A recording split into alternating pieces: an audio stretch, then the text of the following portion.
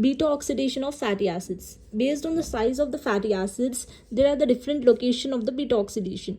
If the chain is short to medium chain, about 2 to 12 carbon, then it freely diffuses into the mitochondria to undergo beta oxidation. Whereas the long chain, 14 to 20 carbons of fatty acid chain, must use the carnitine transport to get into the mitochondria, where it undergoes the beta oxidation. Whereas very long chain of fatty acid, about greater than 20 carbons, must oxidize in a peroxisome. Now, coming to the steps in the beta oxidation of fatty acids, we are talking about the medium chain fatty acid, which use the carnitine shuttle to get into the mitochondria. First, the fatty acid must be converted into the fatty acyl CoA to get into the mitochondrial membrane. Fatty acid cannot be directly get into the mitochondrial membrane, so it should be converted into the fatty acyl CoA in the presence of fatty acyl CoA synthetase. These fatty acyl CoA is converted in the mitochondrial membrane by the carnitine acyl transferase 1 into the fatty acyl carnitine. These fatty acyl carnitine gets into the mitochondrial membrane.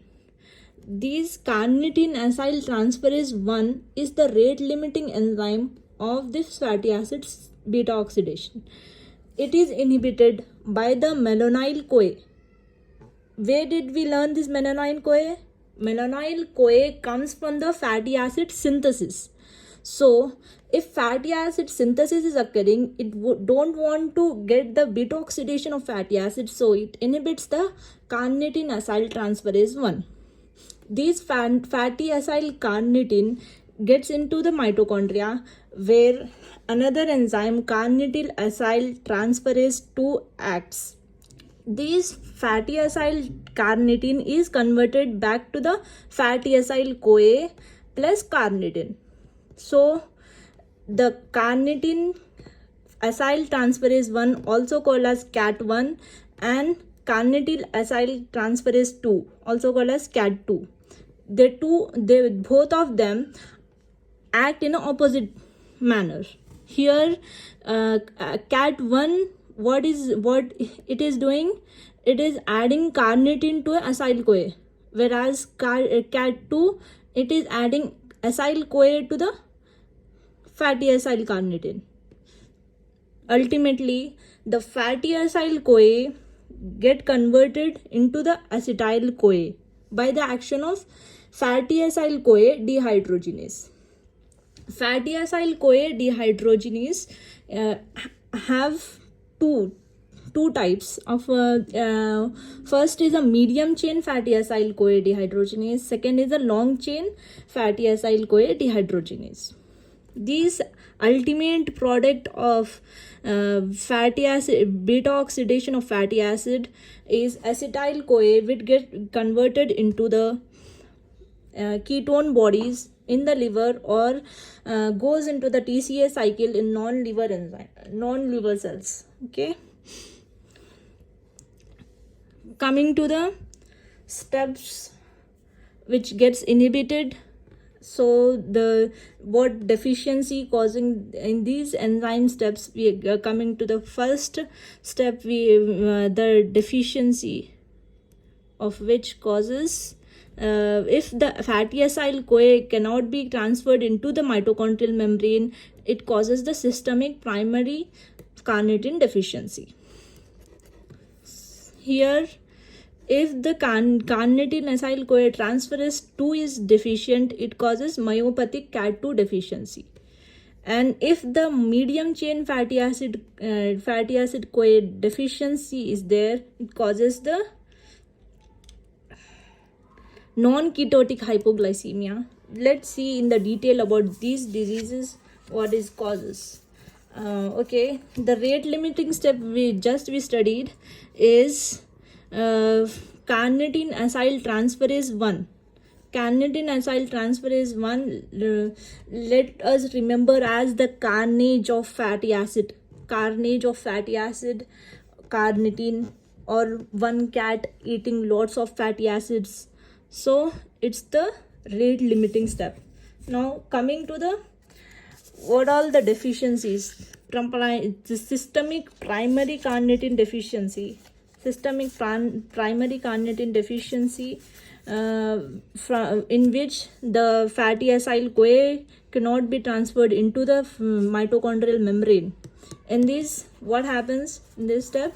No transfer into the mitochondrial membrane, hypoketotic hypoglycemia. So muscle weakness occurs and myocardiopathy occurs because muscles and cardiac muscles, skeletal muscles and cardiac muscles cannot generate ATP from the fatty acids, and liver does not produce the ketone bodies. So no ketone bodies in the liver. Whereas in the myopathic CAT2 deficiency, myoglobinuria occurs. Why myoglobinuria? Because here fatty acyl carnitine was there. Fatty acyl carnitine comes into the mitochondria but cannot convert it to fatty acyl CoA. Here fatty acyl carnitine buildups, which causes the myoglobinuria, muscle breakdown, hypotonia, weakness, and increase in the triglyceride in the muscles. These all due to the increase in the fatty acyl carnitine. Now coming to the last, medium chain fatty acid deficiency. What occurs in this medium chain fatty acid deficiency? Here ketone bodies production will be decreased. Ketone bodies will not be produced. Non-ketotic hypoglycemia will occur in the medium chain fatty acid CoA deficiency. And hepatic dysfunction occurs. Hepatic dysfunction occurs, and which leads to the hyperammonemia. So we should avoid fasting. We should avoid fasting, and we should eat carbs in this deficiency.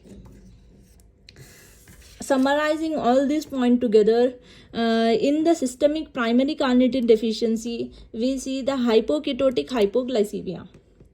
Whereas in the myopathic CAT2 deficiency, we see myoglobinuria, rhabdomyolysis, increases the creatinine kinase.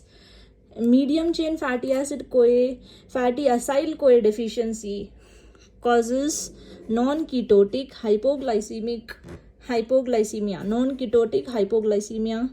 Whereas in this hypoketotic hypoglycemia, avoid fasting because no ketone bodies is producing, and eat carbs, not fatty acids should be avoided, and avoid fasting and eat carbs. If you like this video, please like and comment and subscribe the channel. Thank you.